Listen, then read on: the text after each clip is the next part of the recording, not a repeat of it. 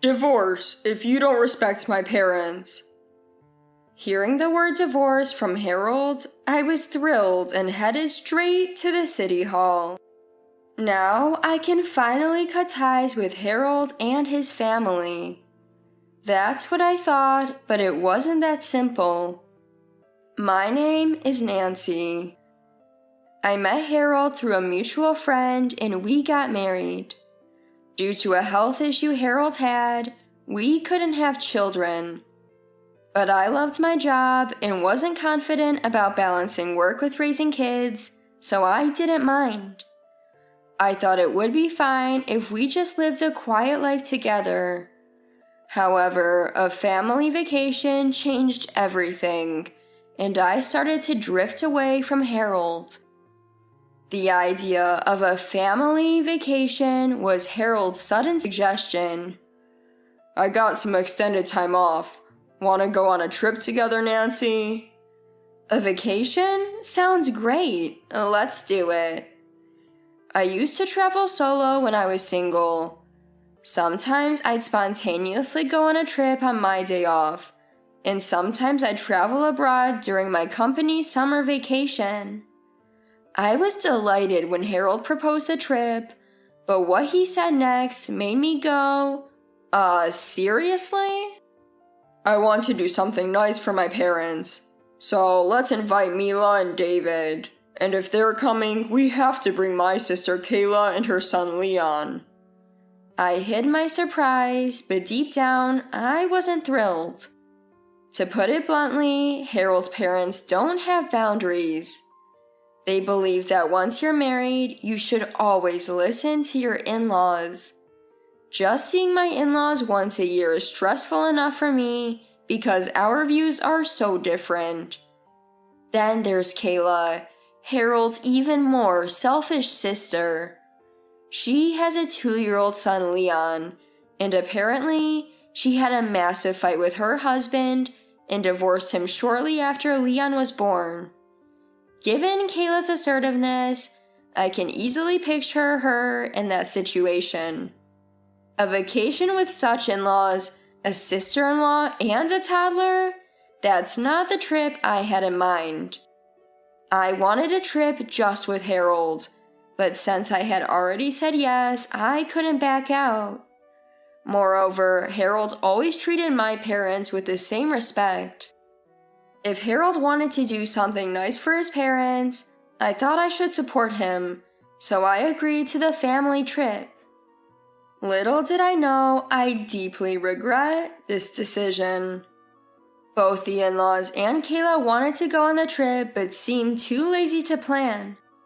Nancy's experienced with this, right? Why not leave it to her? With Kayla's comments, the planning was suddenly all on me. Planning a solo trip and a family trip with a child are entirely different. I don't have kids, so I have no idea about family-friendly spots. Every day, I was on my phone researching and consulting travel agencies to plan our trip. I tried discussing the trip itinerary with Harold since he wanted to honor his parents. But Harold simply said, I have no clue. You've traveled alone to many places, Nancy. I trust you with this. And put everything on me. It was frustrating, but I thought, all right, this is my one-time contribution to honoring his parents. So I finalized our travel plan. On the day of the trip, since I put a lot of thought into the itinerary, David and Mila and Kayla seemed to enjoy it. However, the trip was a continuous series of frustrations. Firstly, I couldn't enjoy any tourist spots. Kayla said, We're on vacation and I want a break from parenting once in a while. You don't have kids, Nancy. Why not gain some experience? And suddenly, I was in charge of Leon. I had almost no experience with kids, so just keeping up with Leon was overwhelming. Kayla, maybe being true to her word, didn't touch Leon at all during the trip. Apparently, Leon had a sensitivity to sunlight. At certain spots, I could only sit in the shade with him. unable to enjoy the attractions. Despite this, I was the designated driver for the entire trip. David, Mila, and Kayla all have their licenses and should be capable drivers, but none of them ever offered to take over. Even when I mentioned I'd appreciate a break, they'd brush it off saying they were too tired. Harold, who rarely drives, was no help. On top of that, I was footing all the bills. I assumed Harold, who brought up this honoring the parents trip, would handle the finances, but he said, "Sorry, I'm short on cash this month. Can you cover for now?" It seemed David, Mila, and Kayla just expected me to pay. Whenever I subtly tried to distance myself from the bill, they'd loudly call out, "Nancy, it's time to pay." I couldn't ignore them, so I ended up covering all the expenses. There was no way I was enjoying this trip. Though Harold and I had separate rooms from David and Mila and sister-in-law, at night I'd return to our room and unload my frustrations on him. "You wanted to honor your parents, but you haven't helped at all, Harold. You didn't think about the itinerary, you can't drive, and what do you mean you're out of money? Where did it go?"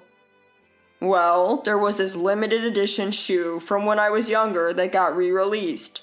I just had to get it, and it drained my funds. Don't worry, I'll pay you back next paycheck."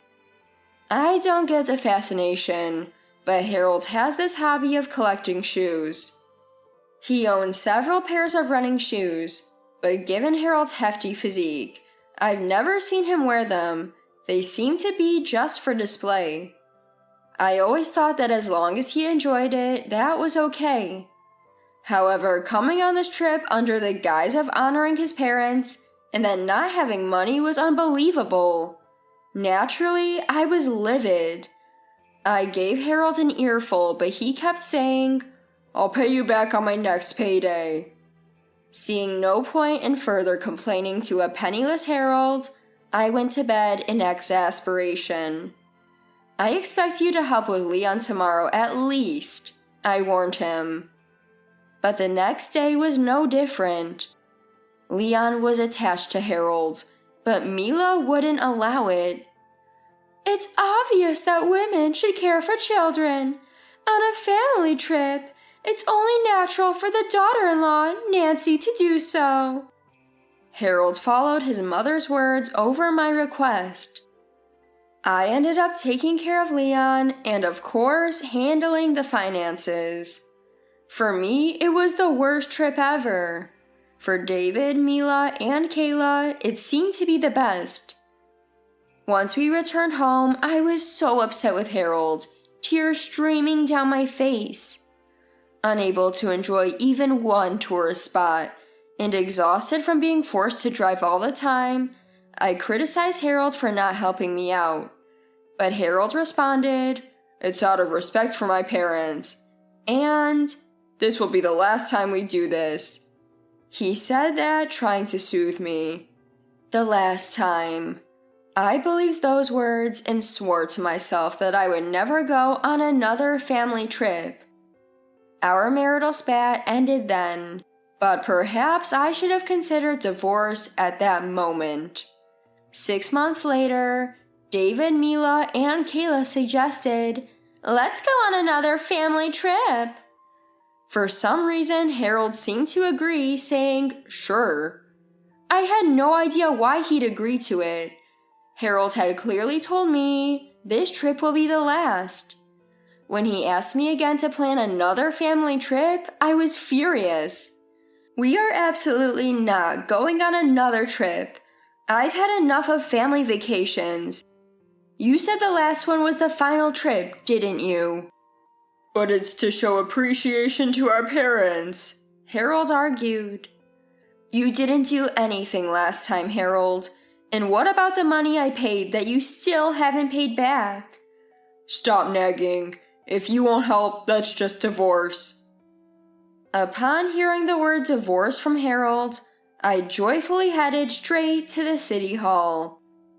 I hadn't been wanting a divorce all the time, but since that trip, I'd been harboring ill feelings towards Harold. I quickly got Harold to sign the divorce papers, then immediately submitted them at the city hall. Returning home, I declared to Harold, leave. The house we lived in was bought with the money I'd saved before our marriage. Harold had no ownership, so I kicked him out right away and sent his belongings to his parents' place. I promptly had a locksmith change the front door lock and finally felt free.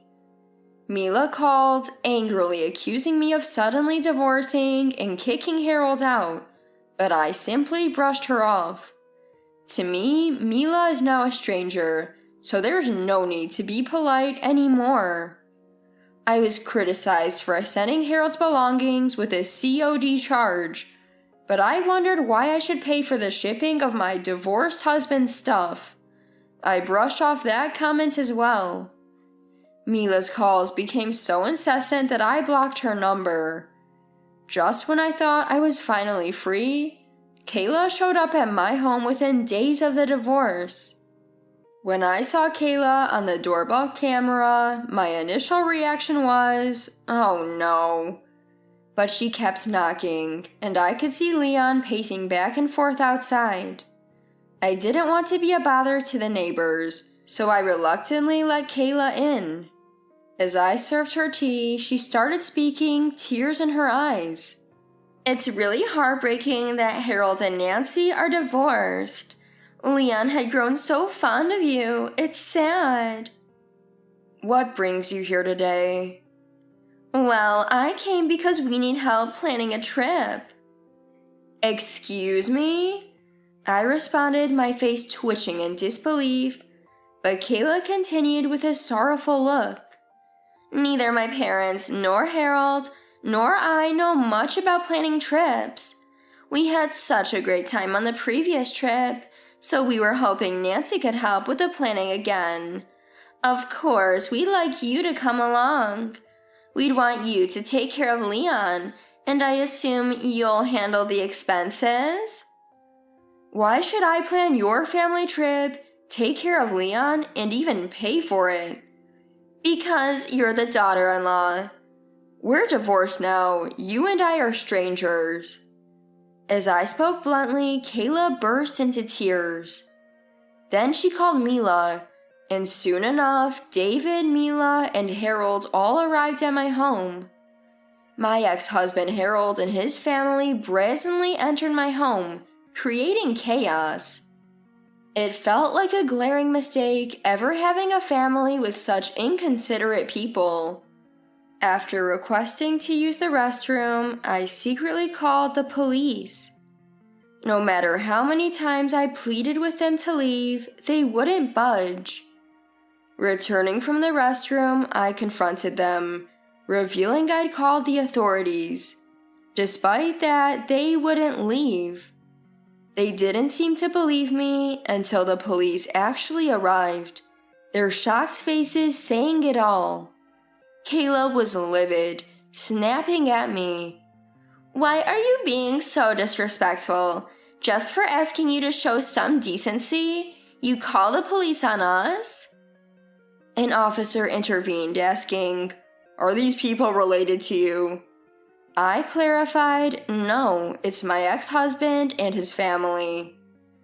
After I explained the situation to the police, an officer gave me a sympathetic look and said, You've had a tough time. It truly was an exhausting ordeal. The police handled the disruptive family expertly, separating us and eventually escorting them out. As they departed, the officers warned that such irrational individuals might return.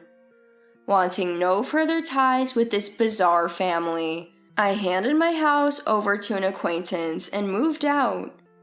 Just when I thought I'd successfully severed ties, Harold called me a few days later.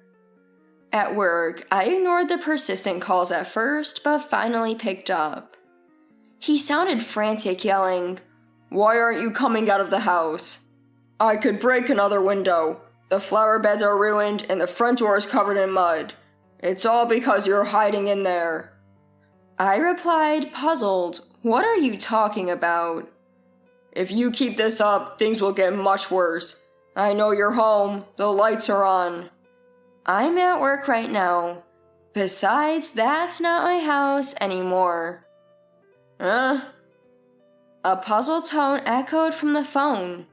From a distance, I could hear police sirens. It seemed Harold accidentally forgot to hang up, and from the other end of the line, a distinct voice could be heard. It was the voice of my brother. My brother served in the Marines, and he's quite the robust man. To Harold's surprise, it wasn't me but my brother on the scene. My brother warned him, "The police are on their way, stay put." A startled yelp, "Eek!" came from Harold in response. My brother confiscated Harold's phone and explained the situation to me. Harold and his family had targeted the house I used to live in, which my brother now occupied. Without warning, they broke windows and caused an uproar. I had warned my brother about the possibility of Harold and his family showing up.